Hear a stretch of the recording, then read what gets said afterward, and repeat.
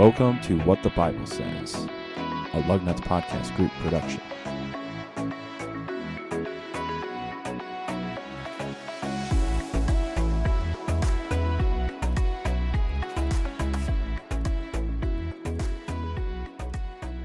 Hello and welcome to episode 2. What do we call this? The Depression podcast, or we got to come up with a better title than Depression. Yeah. Podcast. I mean, it's all under the umbrella of what the Bible says, and I'm taking this as a 26-part deep dive. Mm-hmm. But we need a better title than Depression. Yeah. I don't know. We'll work on that. We'll send that to R&D. Hope and Depression Could be. Mm-hmm. Yeah. Thinking out loud here. Yeah. Because I don't really want to call this Depression. Yeah. I don't know. We get in trouble when we think out loud. That's fair. That's fair. Well, for those of you who don't know, or this is your first time listening, my name is Kenny Cramer, and I'm joined with Pastor Steve Cox. And we are currently going through Ed Welch's book called Depression, Looking Up from the Stubborn Darkness. This is a book that has helped me through my depression. Helped me, not is helping me. And I had 10 or 11 year battle of depression after my mom had passed away back in 2011. And got a hold of this book through one of the men at my church, and probably needed it about 5 days after my mom had passed away, because, man, everything in the book just kind of, I don't want to say everything. There are some things in the book that I totally agree with, and some things that, I know Steve can attest with, kind of scratches your head and go, wonder what that means. So, we are on currently chapter 2, and chapter 2 is entitled How Depression Feels. So this is a chapter that is one of those ones where, how does this help? How does this help? And so I'm going to go, everybody read the end of a book to know the chapter. So I want to start with the end.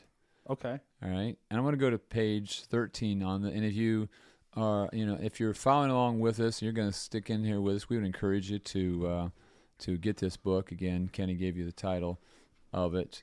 Because in the tail end of each chapter, it says, here's a response. It says this: these descriptions might not sound hopeful, and we're going to talk about that. Mm-hmm. How does depression feel?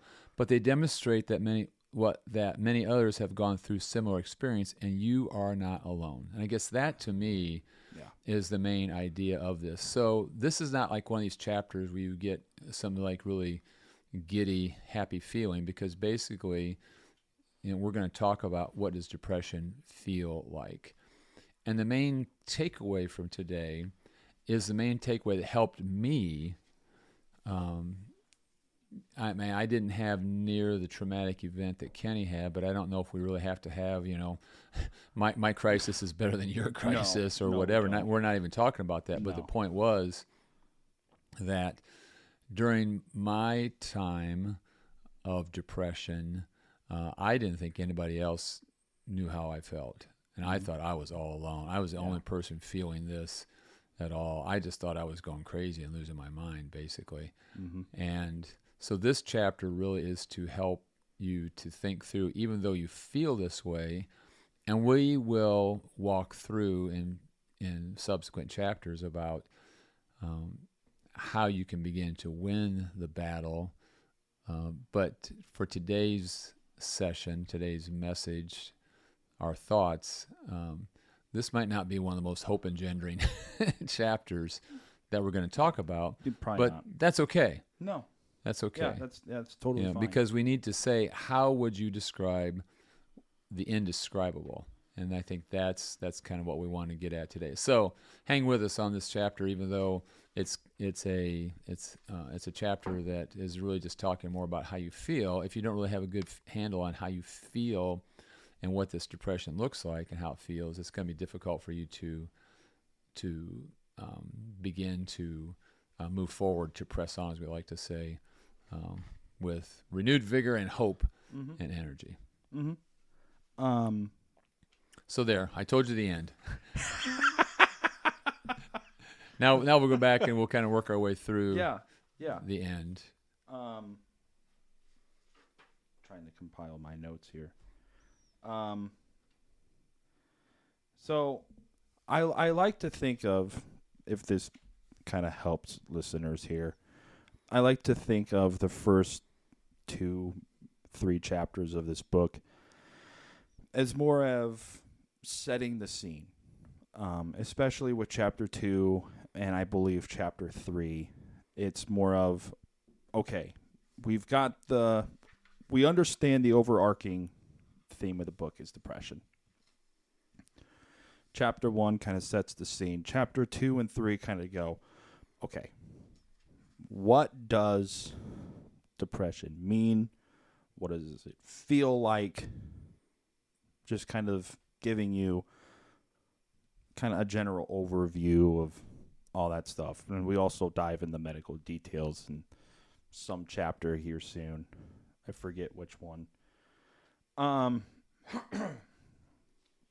But diving into chapter 2 here for me,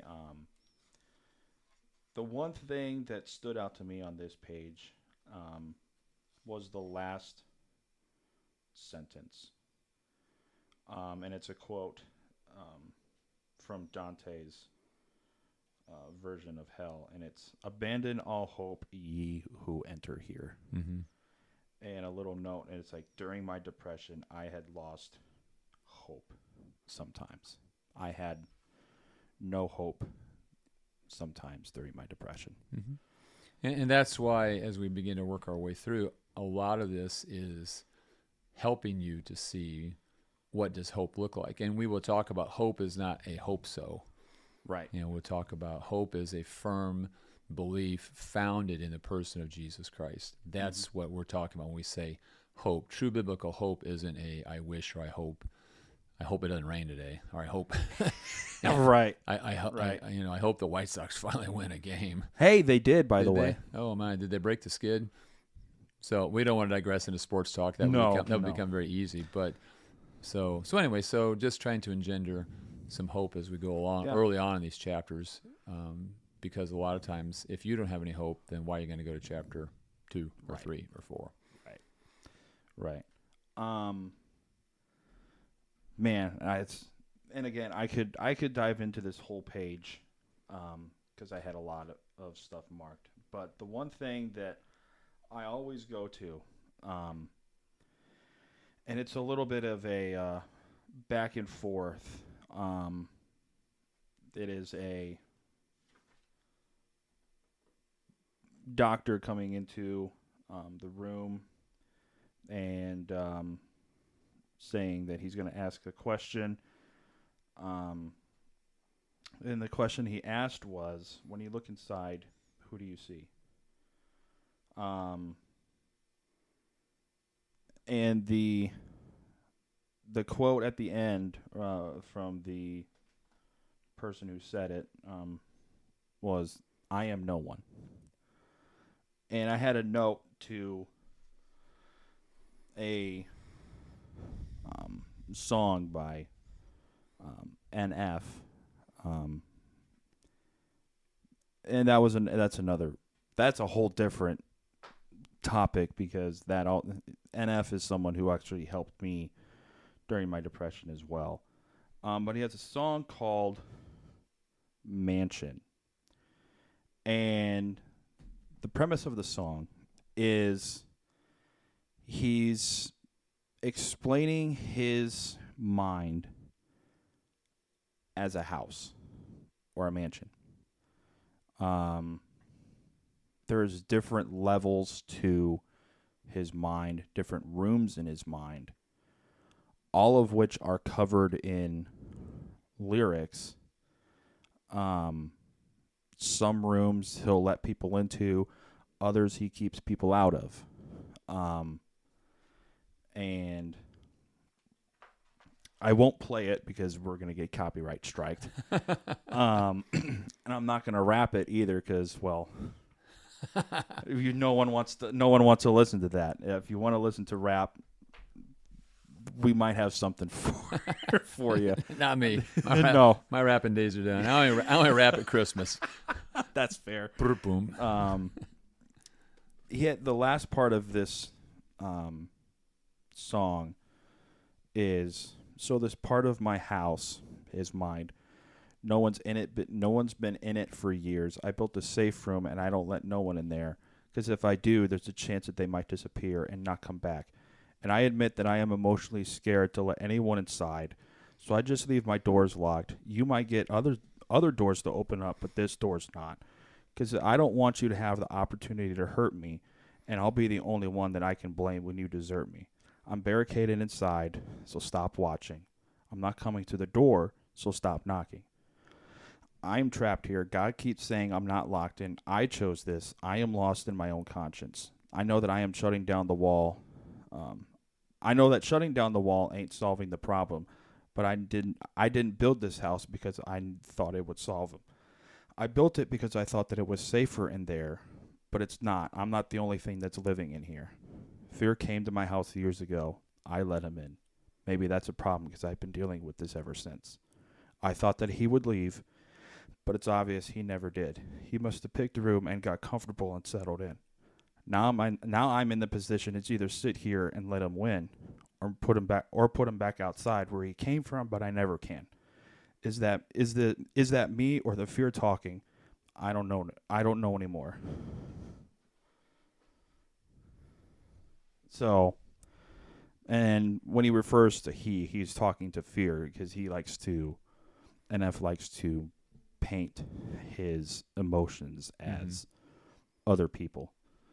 And that's the one thing that really just sticks out to me on page 8 is that,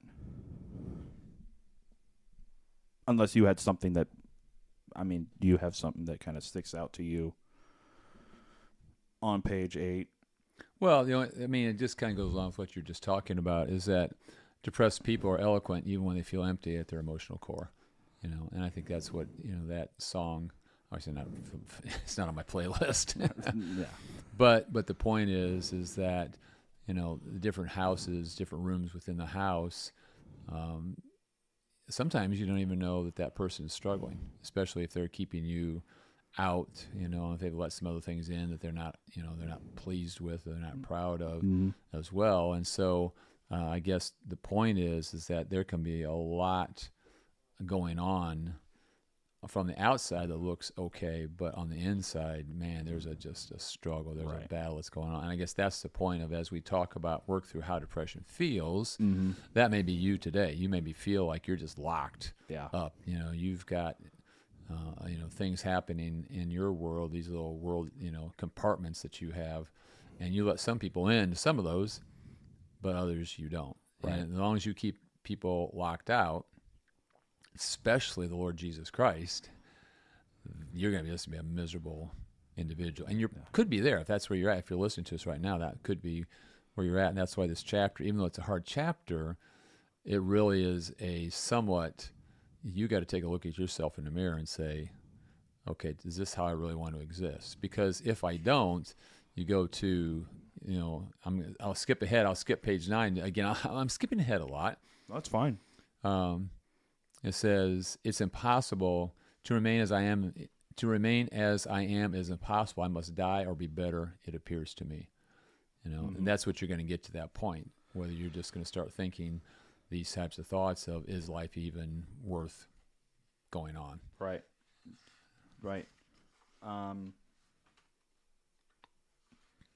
And then for page 9 for me, again, I tie this into the song that I just quoted. There's a quotation from find the right one. It is Charles Spurgeon. He says, "I am now a man of despair, rejected, abandoned, shut up in this iron cage from which there is no escape. The iron bolt mysteriously fastens the door of hope and holds our spirits in gloomy prison." And the two quotes that I have, first for the "I am a man of despair, rejected, abandoned," for that part is, that was my mind back when I had depression. Mm-hmm. And then to tie in that last part of that, I put another tie into the song that I quoted, "Mansion" by NF. And looking back, man, that was a really dark time. Mm-hmm. It's gotten to the point where I really don't remember a whole lot of it. Like, I can recount most of it, but there's a lot of it where it was just, I don't even remember. Like, Mm-hmm. it's lost time for me. And I Sure. think that's good because I don't want to go back and Sure. relive it at all. Sure. Well, it's a very painful time as well. And again, for our listeners who are right now, it seems like it's almost meaningless pain. And if there's something that's painful, but you know that there's a purpose behind it, the example that we talk about here is childbirth. And again, I have no idea what that's all about. No. But, being able to endure 9-10 months of being pregnant and then giving birth, you go through all that because there's something, there's a product, so to speak, of a child. There's a point to there. But I think that's where what happens is that the pain that you're going through right now just seems meaningless. Mm-hmm. It's the whole idea of you're just locked in this gloomy prison and there's just no way out. Mm-hmm. And that's how you feel in the moment. Again, you can be good at masking that, which some people are, but then that just goes to the top of the next page, which I've already quoted, says, either you feel like I must die or be better, it appears to me. And our hope, that you hang on our hope, is that you choose to say, I can be better. Yeah. I don't have to be locked in this gloomy prison. Mm-hmm. And I think both of us would say just our stories ought to give you hope. Yeah. To say that, even though what you're going through right now is really hard and really difficult, we can give testimony to the fact that God is able to help us work our way out of the depression that we were in, and you can too. Yeah. So,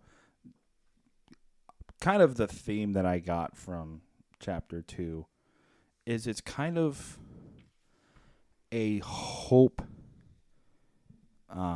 enduring chapter.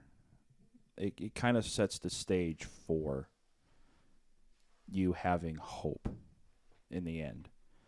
Because, you're not the only one who goes through depression. There are millions of other people who have and who will. And the ones who have, I say who know Christ, have a hope that you should latch onto. And so, as Steve and I have said in the first part of this, if you don't have any hope at the moment, hold on to ours. Mm-hmm. Not for the whole book or whatever, but until you can find within you your own hope, just hold on to ours, and we'll kind of carry you along, so to speak. Sure. And I'm going to still continue on with kind of putting things back into the song that I quoted. Because at the end down here on page 10, it says, I wanted to be out of the house, but I was scared to be alone. And I instantly put that back towards that song, because the note that I have is 1 NF, and I have my mind is a house of both fear and depression. And that's kind of what just really stood out to me. Not that, nothing else did, because obviously it did, but we don't have 2 hours to go through this whole book page by page, note by note. Mm-hmm. And I think on page 11 for me, it's the first official paragraph of that page. You would think that if your circumstances were better, you would be too, but depression has a logic of its own. Once it settles in, it cannot distinguish between a loving embrace, the death of a close friend, and the news that a neighbor's grass is growing. There is no in between. Mm-hmm. It's just there. Mm-hmm. And it arrives really quickly. Mm-hmm. As well. The whole point here is that you're taking captive your thinking, and that's what we'll talk about. Mm-hmm. Is your mind? It's impossible to make decisions. You feel like your mind is locked. Again, I kept saying to myself, I'm going insane. I took some medication that just had horrible side effects. And I just thought I screwed my mind up so bad that I was like, I'm done. That's and again, this chapter is how depression feels. Mm-hmm. And again, a huge part of that was my thinking. Mm-hmm. Now, again, because I had a physiological issue going on, that my thyroid was messed up as well. But trying to get my thought process under control, and that's where you may be feeling today, is that you're just going nuts. I'm going insane, and I will say to you today, that's how I felt. But don't give up hope, because here I am. Yeah, here I am, talking into a microphone, speaking to you very clearly and sanely, and working through that. So again, hang on to our hope that as we go through this, you too can, even though it seems miserable right now. Hang in there. Don't give up. That's, I think, one of the things that, and as we work through, it's also going to be some tough talk at times. Oh yeah, that we're going to have, because it's easy to be filled with pride, and pity parties and woe is me. Mm-hmm. And again, we're not here just to stomp you when you're down. No. But we're also, sometimes it's not helpful either just to sugarcoat. Exactly. Mm-hmm. Exactly. So for page 12, I almost said 13. Page 12, there's a couple of why questions that are asked. Why work? Why get out of bed? Why do anything? Mm-hmm. Nothing seems to matter. And that's kind of probably what some people are going through, what you might be going through.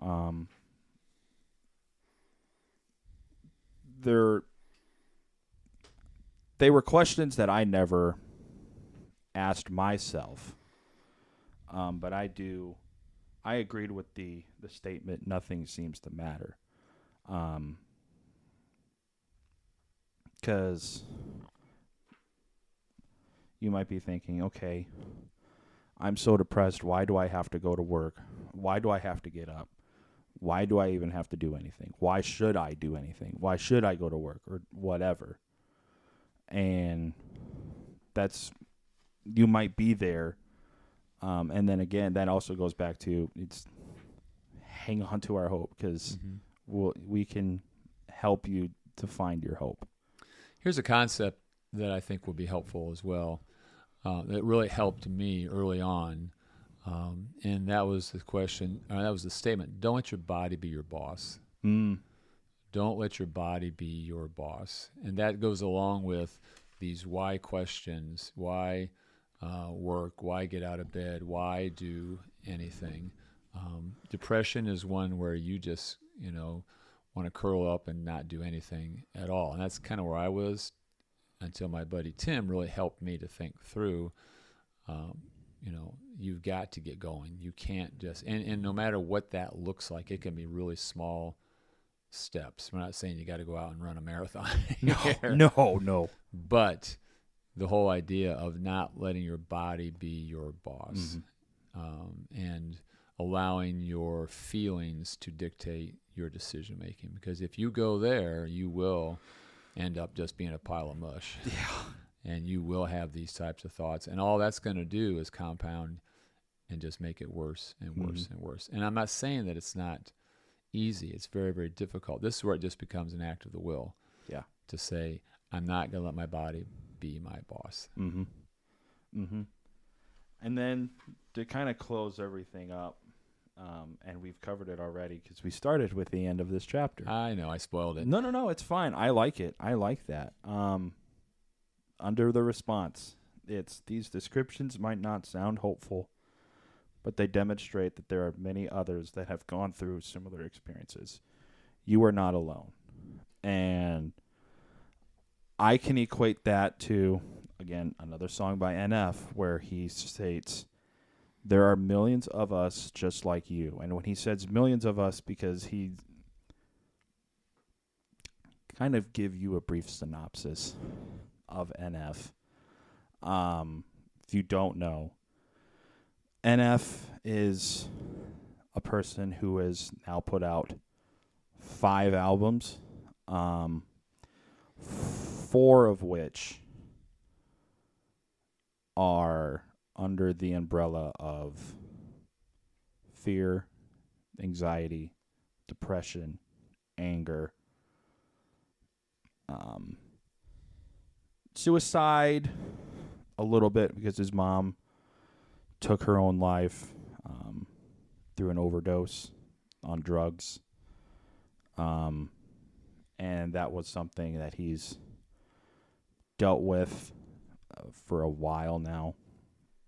Anyway, that song is about people who are going through depression, anxiety, all that stuff. And instead of thinking you're the only one out there that's going through the suffering or whatever you're going through, depression, don't think that you're the only one. Because that will make things worse. Right. Not that thinking, oh, there's other people who are going through depression too. Yay. That also is not going to make you feel any better, but it should help to relieve that, okay, there are other people who actually get what I am going through. Yep. And they can help me. Yep. I think what would be helpful at just the end of this chapter is how would you describe what you're going through right now? Just put it down. Pencil, paper, just put it down. How would you describe, what does this look like, so that we can take a look at saying, how are my emotions, my feeling, what does my thinking look like, so we can begin to say, that's who I am. I want to put that off, and then I want to be the person. And maybe, we'll get back to the whole idea of what does, where does Jesus fit into this? And if you're still thinking that through, your homework assignment is go read John chapter 3. There you go. If you're still having doubts about where Jesus fits into this. So, with all that, hopefully you got a little something out of this chapter. If not, you just listened to 2 dudes ramble on about Ed Welch's book on depression. No, in all seriousness, we hope you got a little something out of this, a little nugget of knowledge somewhere in all the rambling we did. We're new to this whole thing, not that we're a seasoned, polished podcast. We're just 2 guys who care about people. I guess that's at the end of the day.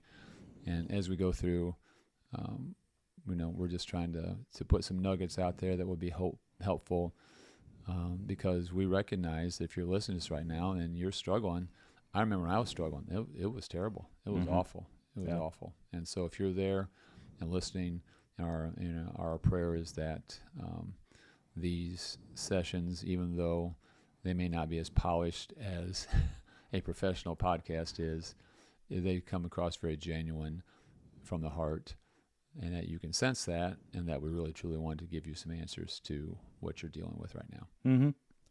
So if you like this, tune in next week to Chapter 3, where we kind of discuss the definitions and causes of depression. Mm-hmm. I found, spoiler alert, give a spoiler, I found this chapter probably to be one of the most boring in the book, because it just goes over definitions and causes and things that I really don't care about. Mm-hmm. But tune in next week for that.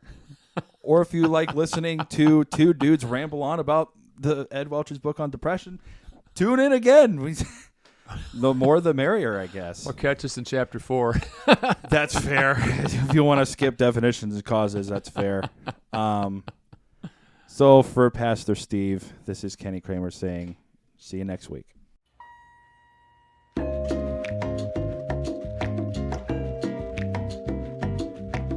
We hope you enjoyed the podcast today. If you did, please check out our website for more podcast episodes and shows at thelugnauspodcastgroup.com. Like us on Facebook and Instagram, and we'll see you next week.